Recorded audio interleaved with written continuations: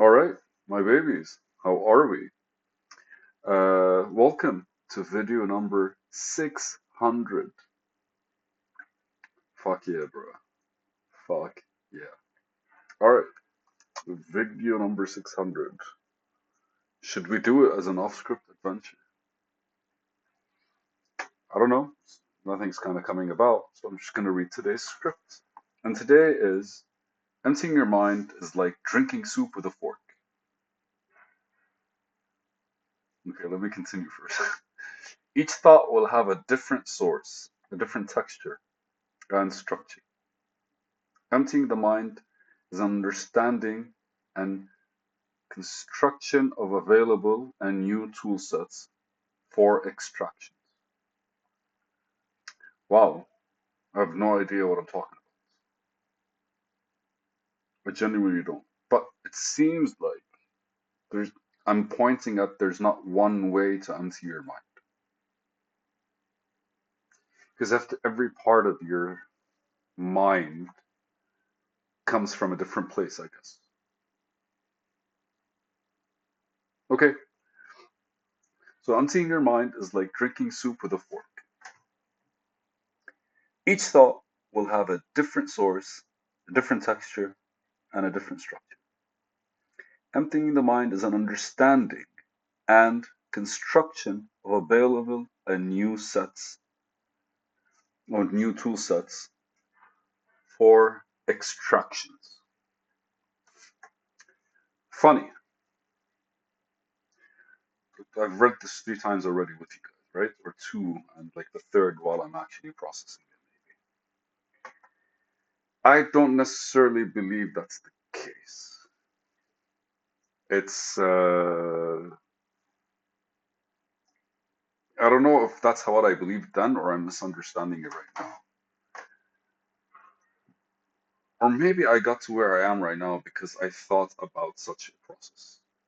So let's explain what I was talking about right now and my thought process then. And I will elaborate on why I don't think that's the case.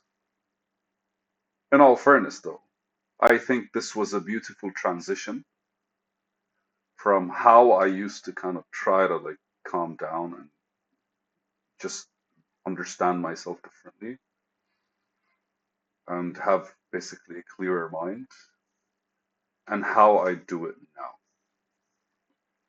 So at one point, I was very much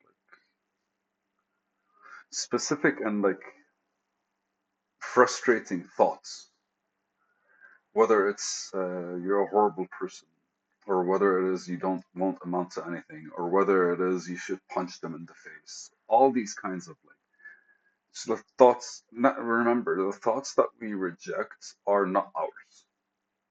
The thoughts that are not necessarily like that are making us not feel good are not necessarily our thoughts.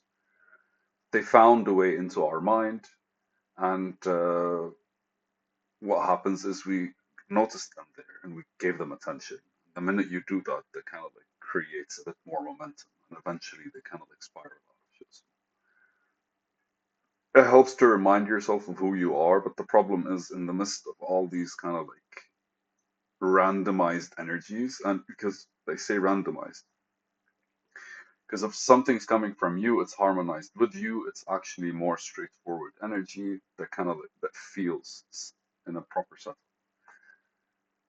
But the energy that is coming from the outside that doesn't harmonize with you is probably going to be like very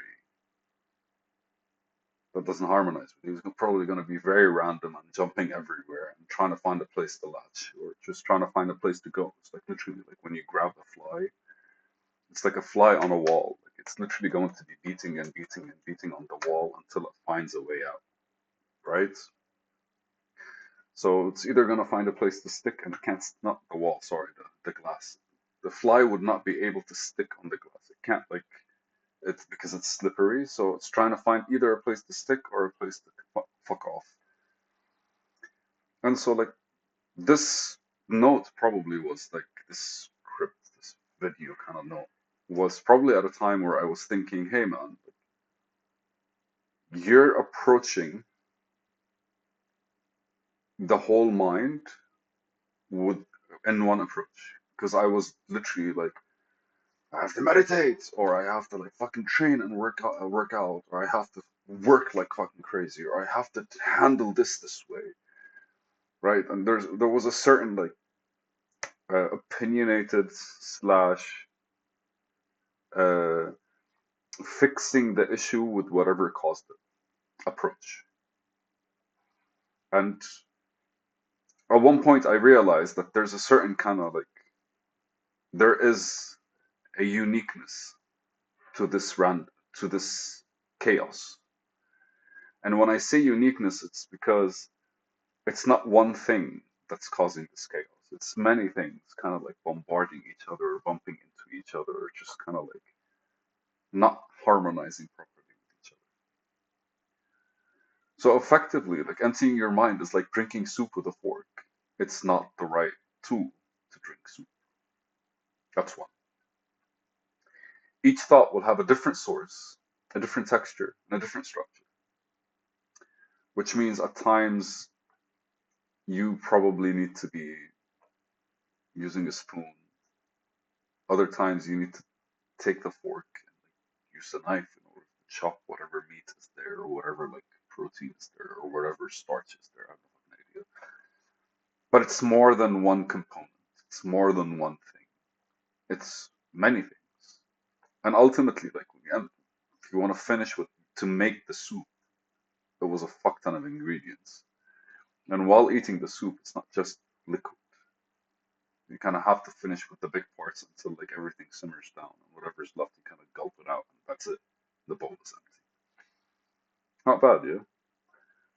So emptying the mind is an understanding and a construction of available and new tool sets for extractions. This part is kind of like lingering with me in a funny way because I feel like this part is more. Uh, I think with yourself, you cannot use the same tool twice, especially because when you're talking about emptying your mind, that effectively means you're relinquishing your ego from its uh, I don't want to say leadership, but sovereignty. Because in a way, your mind is reflected by your ego, right? And it comes out in different pieces. Like if you're sitting around people that you care about, you're probably a lot more loving and humble. That's also a part of your ego, or that's your ego kind of like feeling like relaxed. Whilst if you're sitting among strangers, you're probably arrogant, or if you're sitting among people that you're scared of, you're going to feel timid. All of these are parts of your ego. But the truth is, like in all of it, it's incomplexity. So I strongly feel that you this because your mind is kind of constantly being replenished. The soup is all constantly replenished. And effectively, it's always a combination of tools that exist or an evolution of the tools that exist. Ultimately, the one thing we're missing, and I completely understand the soup metaphor. That's why when I read it today, I was like, I don't necessarily feel this is the right approach, but I think this is the perfect way for you to dissect, or for what I used to dissect where I was and what I was doing into something that made more sense and is actually approachable to where I am right now. And where I am right now is kind of like we have to, I can't explain it. I can't explain it strongly enough or repetitively enough. But any shift you're doing in your mental state is not confirmed instantly. It's really a touch and go until you develop the comfort. And it's literally like when you're first learning something, it's awkward. When you're first moving, it's awkward. When you're first thinking about something new, everything. Like there are multiple processes that you have to get comfortable with. Not it's not have to. It's just the fact that we're conscious enough to realize our comfort within it. So effectively, when I wrote this, I was probably like handling everything in one way, but then realizing this can't be handled, and eventually kind of like separated the different patterns in my life. And when that happened, I kind of realized automatically because I followed the same pattern of like isolating. And then I realized that isolating is effort. And normally, if you don't, effort is attention. So to empty your mind, you kind of don't need effort because if you give something attention, it grows. If you don't give attention, it goes down. And in a way, this was the transitional period because like, I started with like a bulk of nonsense and very much hardcore, like intense. This is what I'm going to do, and like a schedule for like 6 to 9 months of me forcing something in. But then I realized I was being productive, but my mind was always like all over the place and fucked up. So that's how I kind of transitioned into this. And so it's a back and forth between like, okay, I'm trying this, adding this, splitting something new, until I realized it's no longer the same as before. So ultimately, the new pattern took shape because I got more comfortable in the new pattern and it became more versatile with me.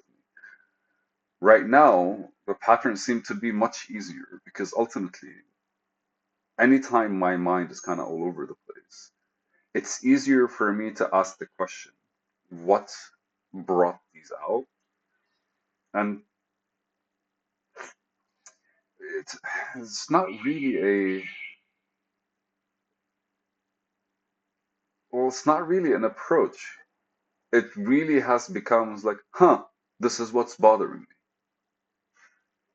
And then effectively, the minute I kind of like notice it, I look at everything around me and I see what contributes to it. And my process currently is literally just like, I know when I say look at everything around me, look what I do in the morning, what I do at night, what I do in the afternoon, where I sit in the morning, where I sit at night, where I sit in the afternoon, right? I'm looking at all my environments from friends that I talk to, from family that I talk to, from like work that I do, from the way I do work. All of these are basically like what my day is incorporating, where I work. And I consider how they contribute. And effectively, as I continue with the same pattern, what I do is I literally just, when I am in those places where I realize that some things are being triggered, I spend more time in that place with that place than I do doing something, than I do with the time, like because I normally go to places to do something.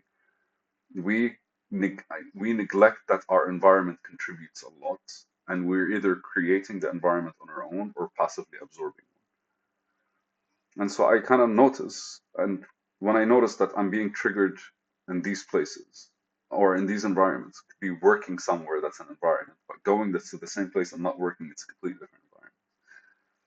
That allows me to just spend more time with the environment before I force a certain pattern inside of it. And by doing that, regardless of what it is that I'm doing, I just kind of like do less of the stuff that take me away from that environment. And it automatically kind of sinks in. So the next time I feel flustered, the same environment will look differently or would actually highlight the thing that's kind of triggering me differently, or it would have been resolved without me noticing.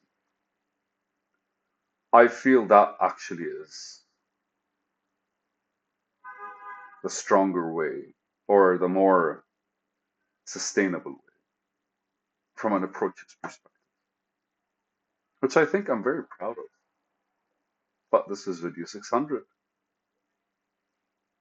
and I went from one tool fits all, and I'm going to handle everything the same way I failed in everything else, to maybe things need different approaches, which is when I wrote this video. That was about July, like 2024, like maybe August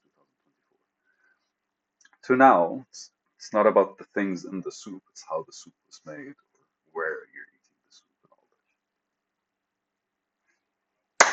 that. Happy 600 videos, baby. I love you guys. It's a video.